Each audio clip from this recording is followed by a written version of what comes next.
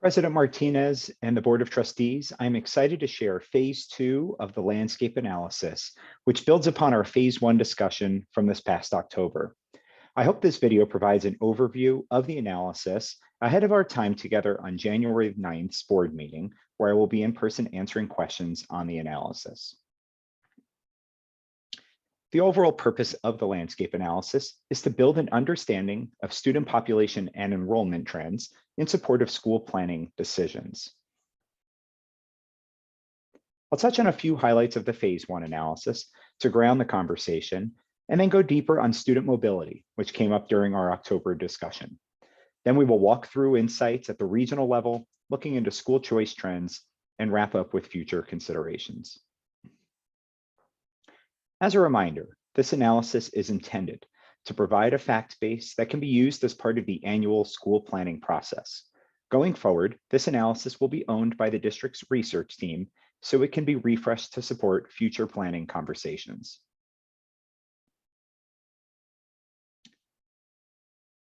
In the phase one analysis, we focused on citywide and county level student population and enrollment trends to see how these are impacting SAISD and how those trends were similar to neighboring districts and peer urban districts across the state. Today's phase two analysis goes deeper in a few areas to see how the impact translates down from the district level to the school level on several dimensions, particularly geography and choice trends like attendance area schools and choice schools. While there are a large set of details across the phase one and two analyses, it is helpful to keep several key questions in mind as you review this information. Given the likely reality of smaller future student populations, how will SAISD determine and act upon a sustainable enrollment level that allows for the student experience that our students deserve, including academics, social emotional support, and enrichment programming? When looking at family demand, what academic models deliver strong programming to increase student outcomes while also increasing overall district enrollment? As we think about the overall set of schools, what is the balance of non-boundary choice schools versus attendance zone schools? And how does the number of schools and programs support overall district financial sustainability, given the dynamics likely leading to fewer students in the future that are due to factors outside of our control? Let's revisit a few key takeaways from the phase one analysis to ground us in phase two and the answers to the questions discussed. These are the key takeaways from the phase one work. Feel free to pause the video and read through them in detail, but I will touch on a few. Most of SAISD's enrollment decline is due to fewer children living in the district, not to families choosing other options. This is important to remember that we can't just recruit our way out of enrollment declines. If the students aren't there, it doesn't matter how much recruiting we do, enrollment won't increase. Why are there fewer students? Because birth rates are at historically low levels across the country, across Texas, and in the city. Fewer births means fewer children, means fewer students. While declines have primarily impacted in elementary schools, those smaller cohorts of students in elementary schools are now matriculating up to secondary schools and are likely to reduce enrollment there in the coming years. One more summary slide to touch on as we ground ourselves for phase two. This one looks at enrollment strengths and risks. There are a series of strengths that will mitigate some of the student population declines in the city. District performance has markedly increased in recent years, which helps make it more attractive to families. This showed up as increased enrollment in 2022, showing a level of bounce back from the past 2 years. SAISD also receives more interdistrict transfers than any other Bexar County district, showing a level of attractiveness to families living in surrounding communities. But there are also some risks, starting with fewer children living in the urban core each year that we just touched on. And we've also talked about births already, but housing factors also influence this as more families move to suburban areas, a trend we see in many cities. There is also an increasing amount of competition from charter expansion in the county. One area that arose during our October conversations was about the impact of student mobility. Using district-provided data from the past 5 years, we can see the large number of students that don't return to SAISD each year, while another large set of students enroll new each year. A piece of good news is that in the 2 of the last 3 years, SAISD has added more students than it lost, whereas in 2018 and 19, we lost more students than we enrolled new. So recently, the blue bars are larger than the yellow bars, whereas in 2018 and 19, you can see the yellow bars are larger than the blue bars. This will be key to continue monitoring as we moved past COVID and we track the continued impact of housing and other school options on our students. An additional area to understand is the reason that students are withdrawing from SAISD. When students leave the district, school front offices assign the student a withdrawal code based on the reason. Looking across the last 5 years of district-provided data, we see that more than half of students left for other districts, likely because their families relocated to another community. We know that these students are not transferring to a charter school because that is a separate exit code. Now, there's a chance that students are still living in SAISD and transferring to another district, but as we saw in the phase 1 analysis, there are not that many transfers to other districts, right? That's captured in PEIMS data. And the housing trends that we looked at in phase 1 do suggest that more families are moving out of the district. Beyond that factor, there's a wide range of reasons that are in the 5% or under range, such as homeschooling, attending a state-authorized charter school, leaving the state or the country altogether. One way to look at how the citywide population shifts are impacting certain schools in particular is to look at them at a regional level. That's what we'll do first. To do so, SAISD's data operations team created 3 zones that are linked to the high school feeder patterns. Zone 1 includes the Jefferson and Edison high school areas. Zone 2 includes Lanier, Brackenridge, and Burbank. And Zone 3 is the area for Sam Houston and Highlands high schools. The student population has relatively balanced across these 3 zones. One key dynamic to understand when looking at this geographic area is how the number of students living in each zone has changed over the last 5 years. This is based on where the student lives and not necessarily where they attend school. So this is a helpful way to look at the neighborhood trends. And there's actually relatively minor differences in the change at this zone level, which each zone declining between 21 and 25%. When we zoom in a little bit closer and we continue looking at that enrollment and trend, again, this is based on where the student lives, not where they attend school. It's based on where they live. But now we look at it at the high school feeder area, and we do see more of a spread. The total students residing on the east side has declined a bit less than on the west side areas. Brackenridge's area has 30% fewer students than 5 years ago, while Jefferson and Sam Houston are down less than 20%. This is another area to continue monitoring going forward because of the potential connection between fewer students living in certain neighborhoods and how that plays out on the enrollment of schools operating in those areas. Next, we're going to look at choice trends and how the citywide changes are impacting particular schools by looking at the link between family demand and their enrollment. To start, it's helpful to understand the magnitude that choice is happening within the district. First, we'll look at just in-district choice. These are SAISD students that are either going to their attendance zone school that serves their home versus another attendance zone school versus a non-boundary choice school. When we look at just in-district choice, so we're not looking at private schools or charter schools or other districts, just in-district choice, we see that 2/3 of students are enrolling in their attendance zone school that serves their home address, while the other third are attending a combination of SAISD attendance area schools and non-boundary choice schools. And in a moment, we'll look at the varied demand between those 2 pieces of the pie. But first, it's helpful also to pull in all school options that we have data on. And so when we pull in all school options for SAISD residents, now we start to see the full magnitude of choice behavior in the city.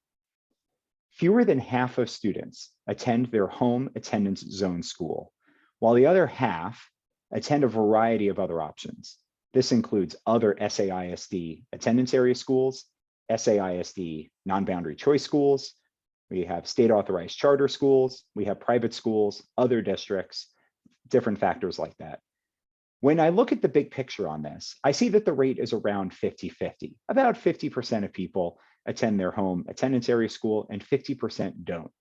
And this rate is actually very close to similar analyses that we've done in Austin, Denver, and Nashville, all of which are right around 50-50.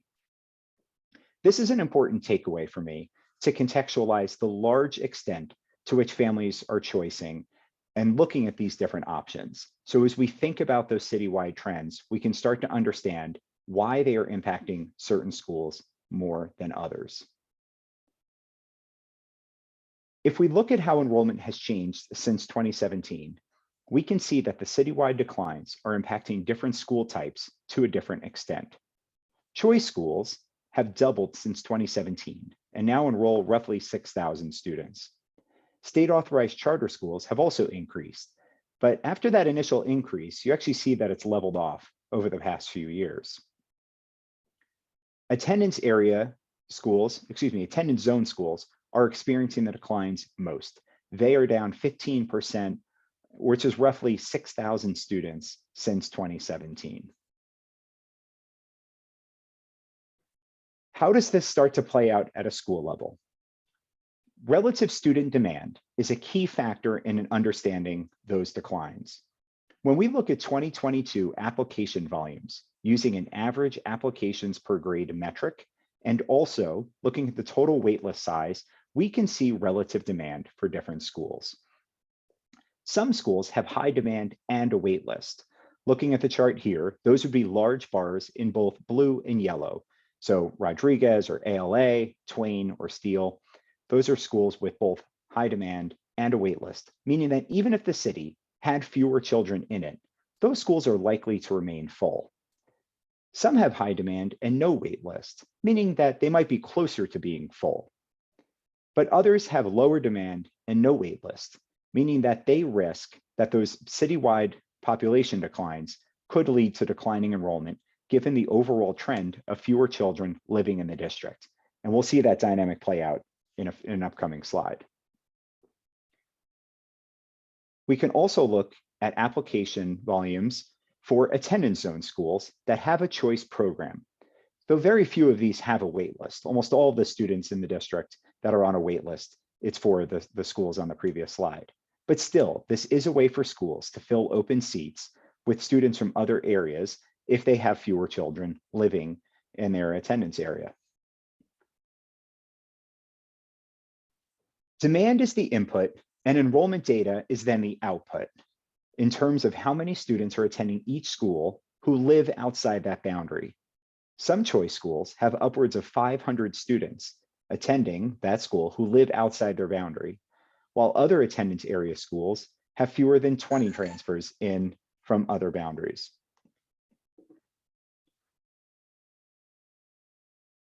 A similar dynamic happens at secondary schools, where some are enrolling hundreds of students from other areas, while others have very few.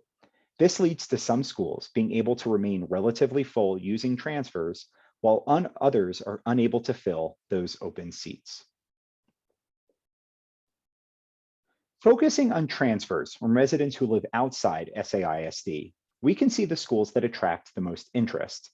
These are revised figures from those that we shared in the phase 1 analysis, and these use district-provided geocoded student level data from this current year. 8 of the 15 schools with the most non-SAISD students who are transferring in to attend those are choice schools, showing the appeal that those programs have countywide. That being said, roughly half of the 15 schools are not just choice-only schools. They have an attendance area, showing that there's a wider range of schools that are capable of being competitive and attracting families from across the county. Overall, There's a large amount of choice behavior, both within the district, as well as when we include non-SAISD options. That's one of the key takeaways. Fewer than half of students are enrolled in their attendance area school. This is a key factor in while some schools are able to remain relatively full despite there being fewer children in the city, and that is particularly true for choice schools. And you can read the rest of the points on the slide here as well.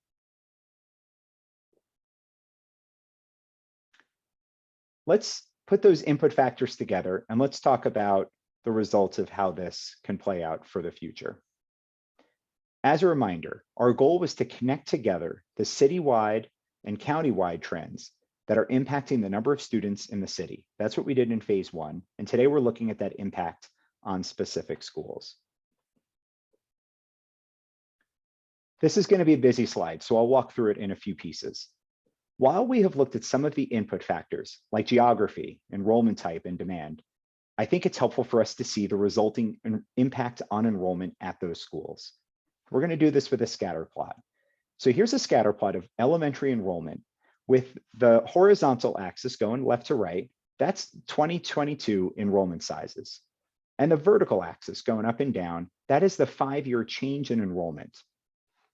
If every elementary school was experiencing these citywide trends exactly the same, they would all be clustered right around this red dot with a median school size of 388 students, and each school would have declined 22% in their number of students over the last 5 years. But when we look at actual data, we see a wide spread. There are some schools up in the top right corner or to the right side of the screen that have increased enrollment since 2017. Many of those are choice schools that have either opened or they phased in additional grades since 2017. To the middle of the slide on the right side, we see that some of these schools have declined, but they're still very large in size. The schools I focus on are heavily in the bottom left. These are schools that are now smaller than the district average, and they've declined, most of them, at faster rates than the district overall. There are now 12 schools below 300 students this fall, and that's double the number of schools that we had below 300 students at the elementary level back in 2017. Those are the schools that I would continue monitoring closely, because given what we've discussed about the likelihood of fewer students in the city in the future, they may be more likely to continue declining in size and getting smaller. I'll pause here to allow for the comments to be read. And feel free to pause the video if you need to. As we move over to the secondary schools, we see similar dynamics at the secondary level. If every school was impacted the same by citywide averages, they would be clustered around this red dot. Each school would have about 770 students this year, and they would have declined about 6% over 5 years. Note that that's a smaller decline than the elementary level, which has declined roughly 20% over the last 5 years. But what do we see in actuality? Just like elementary, we see a very wide range. We see very few schools that actually are impacted in line with the district average. Some have opened, right? So the ones above the horizontal bar, these are schools that have opened or phased in grades for the most part. It might be choice schools. We see a few large schools over here that are above 1,000 students. But in the bottom left, these are some of the schools that I would continue monitoring. They are ones that have declined more than the district average, and they are smaller than the district average. So these are the ones I would continue monitoring. And given the smaller cohorts of students matriculating up from elementary school over the next few years, that's going to mean fewer and fewer secondary school students, which means that these schools in the bottom left might be those that would continue declining in the future.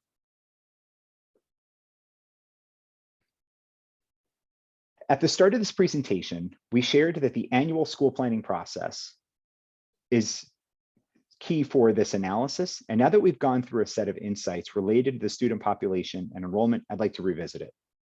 Everything we shared here is based on a point in time, and it's based on trends from the past few years into this fall.